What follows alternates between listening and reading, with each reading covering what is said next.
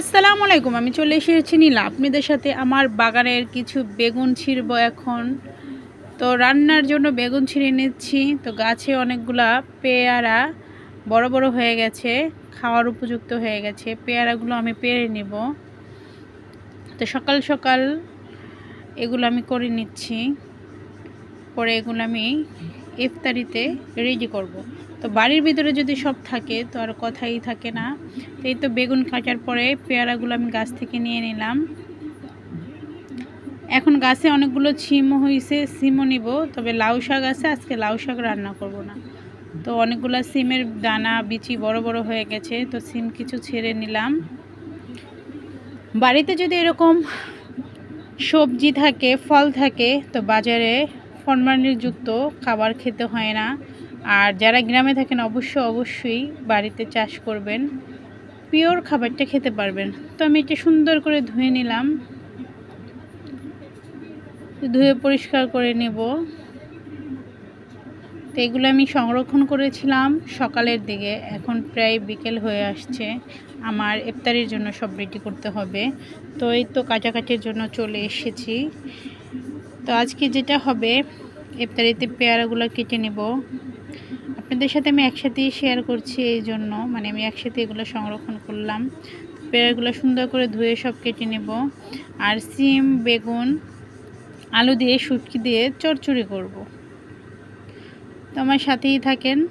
তো আমার মনে হয় এইভাবে মানে গাছ থেকে পেড়ে খাওয়ার মজাই আলাদা। যারা খান তারা তো অবশ্যই এটা বুঝতে পারবেন, যারা শহরের তারা তো এভাবে করতে পারেন না। তো আমি মনে করি শহরের থেকে গ্রামের বসবাস করাটা অনেকটাই শান্তির, সুখের। এই তো পেয়ারা মাশাল্লাহ অনেকগুলো হয়েছে। তো এটা আমাদের ইফতারিতে ফল হিসেবে খাওয়া হয়ে যাবে। তো এখন আমি বেগুনগুলো কেটে নেব। বাজার থেকে কিনে আনা আর গাছ থেকে ছিঁড়ে খাওয়ার ভিতরে পার্থক্যটা অনেক, কেন যেন এটা মজা দ্বিগুণ হয়ে যায়। তো যেহেতু আমি চচ্চড়ি করব, চিকন চিকন করে কেটে নেব। বাজার থেকে আমরা টাটকা যতই কিনি না কেন, গাছ থেকে যদি আমরা ছিঁড়ে খাই বা পেড়ে খাই, ওটার মজাই আলাদা। তো সিমগুলো আমি কেটে নিলাম। তো এখানে আলু, পেঁয়াজ আমি সবই কেটে নিলাম। এখন আমি চুলায় বসিয়ে দিলাম, সরিষা তেল দিয়ে দিলাম। আপনারা সাদা তেল দিয়ে, সয়াবিন তেল দিয়েও রান্না করতে পারেন। তো তেলটা গরম হয়ে গেল, এখানে পেঁয়াজ দিয়ে দিলাম। এখানে ধুয়ে রাখা শুটকিগুলো দিয়ে দেবো। শুটকিগুলো অবশ্য তেলে যদি না ভাজি তো টেস্টটা আসে না। তো কাচকি শুটকি, বেগুনের সাথে কাচকি মাছের চচ্চড়ি তো অনেকটাই মজা হয়। তো আমি বাজারে কাচকি মাছ পাই নাই, সেই জন্য কাচকি শুটকি নিয়ে আসছি। শুটকির সাথেও কিন্তু বেগুন চচ্চড়ি মাশাআল্লাহ অনেক ভালো লাগে। যারা খান তারা তো অবশ্যই জানেন। এই তো দিয়ে দিলাম। এখন সুন্দর করে এটা তেলে ভাজা ভাজা করে নেব।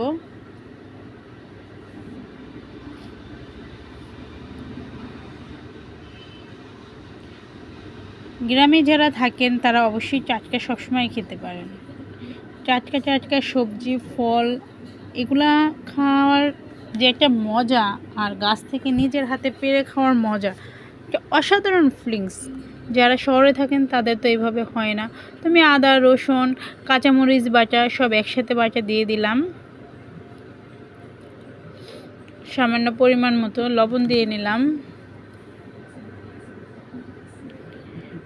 সামান্য পানি দিয়ে নিলাম যেন মশলাগুলো পুড়ে না যায়। তো আপনারা অবশ্যই আপনাদের স্বাদ মতো, ইচ্ছে মতো রান্না করবেন। এটা তো আমার স্টাইলের রান্না, আপনারা আপনাদের মতো রান্না করবেন, কারণ প্রতিটা পরিবারে আলাদা আলাদা রান্নার একটা স্বাদ আছে। তো এখানে হলুদ গুঁড়ো দিয়ে দিলাম।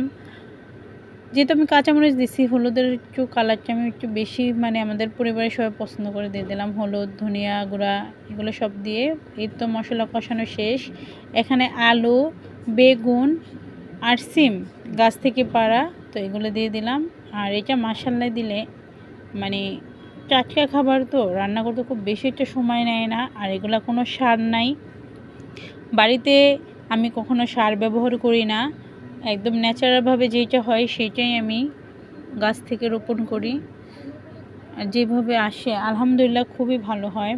তো এই দেখতেই পাচ্ছেন কষাই টষাই নেব, সুন্দর করে এটা কষানো হবে। তো এটা সুন্দর করে কষিয়ে নেওয়ার পরে সামান্য আমি একটু পানি দিয়ে দিলাম, কারণ নিচে পুড়ে যাচ্ছে এই জন্য। তো এই তো সুন্দর করে মশলার সাথে সবজিগুলো মিশানো হয়ে গেল। এই পর্যায়ে আমি সুন্দর করে পানি দিয়ে, মানে পানি ছাড়াই ঢেকে দিব যেন একটু পানি বের হয়।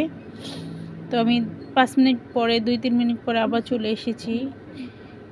হালকা একটু পানি বের হয়েছে আর কষানো প্রায় হয়ে যাবে। এখন আমি পানি দিয়ে দেব সুন্দর করে নাড়াচাড়া দিয়ে।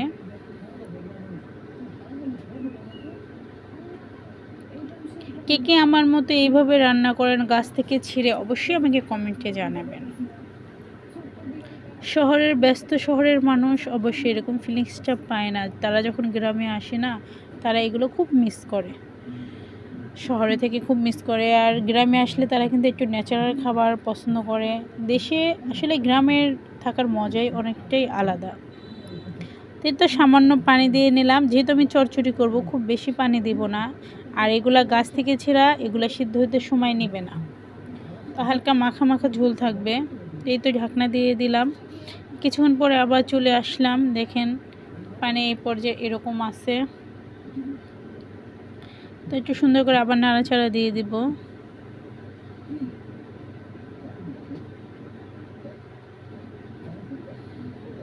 এগুলো কিন্তু আমার প্রায় আপনার 70% সিদ্ধ হয়ে গেছে। এই পর্যায়ে আমি জিরা গুঁড়া দিয়ে দিলাম।